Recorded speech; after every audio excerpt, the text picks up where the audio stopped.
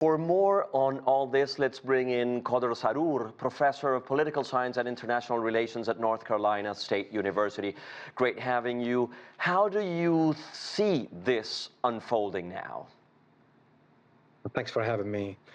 Well, there are a lot of moving parts. Simply tomorrow we will have a new president in the White House, and the new president made it very clear during the campaign, his campaign, that he wants to see an end to the war before he takes office. And this is happening as we speak. Those are really three important stages that the process will go through. A lot of factors will come into play. Most importantly for me is as the hostages will be met with families and probably the media, that will influence the decisions of the Israeli government and the public opinion in Israel. That may help or harm the administration of Mr. Netanyahu. Other factors are international linkages to this war. President Trump wants to see certain things happen in Europe, in Ukraine particularly, and throughout the Middle East.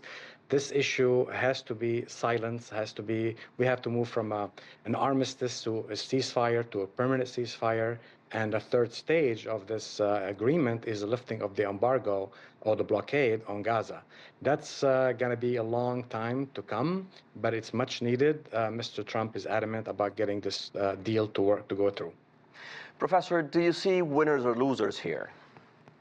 Well, in wars, you only have losers, unfortunately. When you have 50,000 dead, 100,000 missing, both sides are suffering for 70-some years, there is no clear victor. However, the Israeli government from day one said they want to accomplish certain things, certain goals, and those goals have not been achieved without a negotiated agreement.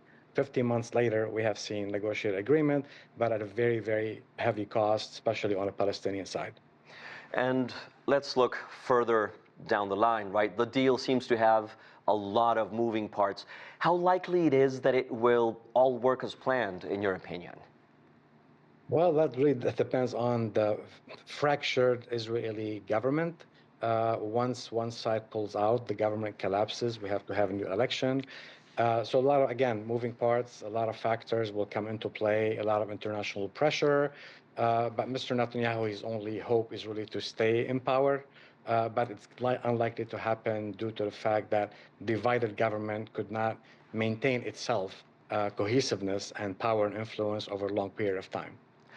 And finally, if the Hamas-Israel deal holds, how do you think regional actors will react? Well, that's a great question. I think a lot of countries, Europe, North America, certainly the Gulf countries, if they are convinced that peace is taken hold and Israel is respecting the Palestinian rights to exist, the rights to a state of their own with capital in East Jerusalem, I think money will come in for restructuring, rebuilding, and reinvesting in, of course, in the private sector, public sector, in Palestinian, future Palestinian state.